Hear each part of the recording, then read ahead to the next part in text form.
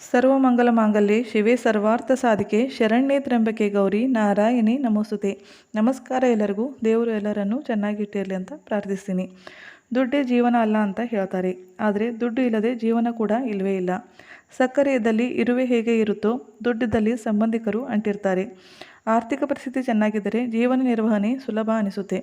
ಇಲ್ಲಾಂದರೆ ಒಂದೊಂದು ದಿವಸ ಕೂಡ ವರ್ಷದ ತರಹ ಕಾಣಿಸ್ತದೆ. ಯಾವಾಗ ನಮ್ಮ ಪರಿಸ್ಥಿತಿ ಸುಧಾರಿಸುತ್ತೆ ಅಂತ ಪ್ರತಿದಿನ ಕೂಡ ನಾವು ಕೊರಗ್ತಾ ಇರ್ತೀವಿ.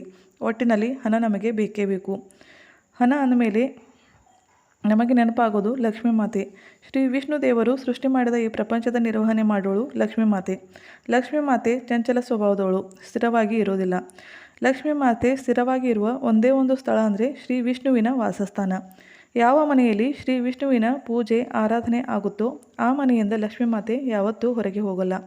ಹಣ ಸಿಗಲಿ ಅಂತ ನಾವು ಕೇವಲ ಲಕ್ಷ್ಮೀ ಮಾತೆಯನ್ನು ಪೂಜಿಸ್ತೀವಿ, ಆದರೆ ಲಕ್ಷ್ಮೀ ದೇವಿಗೆ ಶ್ರೀ ವಿಷ್ಣುವಿನ ಸೇವೆ ಅತಿ ಪ್ರಿಯ. ಹೀಗಾಗಿ ನಾವು ಲಕ್ಷ್ಮೀ ಪ್ರಾಪ್ತಿಯ ಸೇವೆ, ಉಪಾಯ, ಮಂತ್ರೋಪಚಾರಗಳ ಜೊತೆ ಶ್ರೀ ವಿಷ್ಣುವಿನ ಸ್ತೋತ್ರ ಪಠನೆ ಆರಾಧನೆ ಮಾಡೋದು ಅಷ್ಟೇ ಅನಿವಾರ್ಯ. ಶ್ರೀಮಂತಿಕೆಯ ರೂಪದಲ್ಲಿ ನಾವು ಯಾವ ದೇವರನ್ನಾದರೂ ಸ್ಮರಣೆ ಮಾಡೋದಿದ್ರೆ ಅದು ನಮ್ಮ ವೆಂಕಟೇಶ ಬಾಲಾಜಿ ದೇವರು. ಇವರು ಕೂಡ ಶ್ರೀ ವಿಷ್ಣುವಿನ ರೂಪ.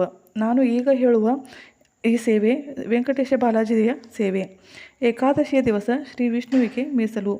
ನೀವು ಈ ಸೇವೆಯನ್ನು ಏಕಾದಶಿಗೆ ಪ್ರಾರಂಭ ಮಾಡಿದರೆ ತುಂಬ ಒಳ್ಳೆಯದು. ಏಕಾದಶಿಯ ದಿವಸದಿಂದ 3 ದಿವಸ ಅಥವಾ 21 ದಿವಸ ನೀವು ವೆಂಕಟೇಶ ಸ್ತೋತ್ರದ ಪಠನೆ ಮಾಡಬೇಕು. ಸೇವೆಗೂ ಮುನ್ನ ಸಂಕಲ್ಪ ಮಾಡಿ ದೇವರಿಗೆ ಕೈ ಮುಗಿದು ನಿಮ್ಮ ಇಚ್ಛೆಯನ್ನು ಹೇಳಬೇಕು. ಈ ಸೇವೆಯನ್ನು ನೀವು ರಾತ್ರಿಯ 12 ಗಂಟೆಗೆ ಮಾಡಬೇಕಾಗುತ್ತೆ. ರಾತ್ರಿಯ 12 ಗಂಟೆಗೆ ನೀವು ಸ್ನಾನ ಮಾಡಿ ಈ ಸೇವೆಗೆ ಕೂಡಬೇಕು. ವೆಂಕಟೇಶ ದೇವರ ಫೋಟೋ, ಮೂರ್ತಿ ಅಥವಾ ಶ್ರೀ ವಿಷ್ಣುವಿನ ಫೋಟೋ ಇದ್ದರೂ ಪರವಾಗಿಲ್ಲ. ದೀಪ ಬೆಳಗಿಸಿ ವೆಂಕಟೇಶ ದೇವರ ಫೋಟೋದ ಮುಂದೆ ಕುಳಿತು 21 ಸಲ ವೆಂಕಟೇಶ ಸ್ತೋತ್ರದ ಪಠನೆ ಮಾಡಬೇಕು. ವೆಂಕಟೇಶ ಸ್ತೋತ್ರ ಹೇಳ್ತೀನಿ. ವೆಂಕಟೇಶೋ ವಾಸುದೇವ ಪ್ರದ್ಯುಮ್ನೋ ಮಿತವಿಕ್ರಮ ಸಂಕರ್ಷಣೋ ಅನಿರುದ್ಧಸ್ಯ ಶೇಷಾದ್ರಿಪತಿರೇವಜಃ ಜನಾರ್ದನಃ ಪದ್ಮನಾಭೋ ವೆಂಕಟಾಚಲ ವಾಸಿನಃ ಸೃಷ್ಟಿಕರ್ತ ಜಗನ್ನಾಥೋ ಮಾಧವೋ ಭಕ್ತವತ್ಸಲಃ.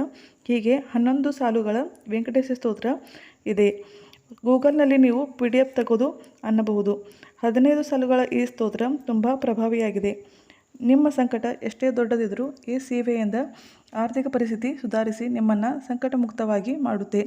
ಕಂಟಿನ್ಯೂ ಆಗಿ ನೀವು 3 ದಿವಸ ಅಥವಾ 21 ದಿವಸ ಈ ಸೇವೆಯನ್ನು ಮಾಡಿ ನೋಡಿ. ಶ್ರೀ ವಿಷ್ಣುವಿನ ಕೃಪೆ ನಿಮಗೆ ಲಭಿಸುತ್ತೆ. ಶುಭವಾಗಲಿ. ಬೈ. Take care.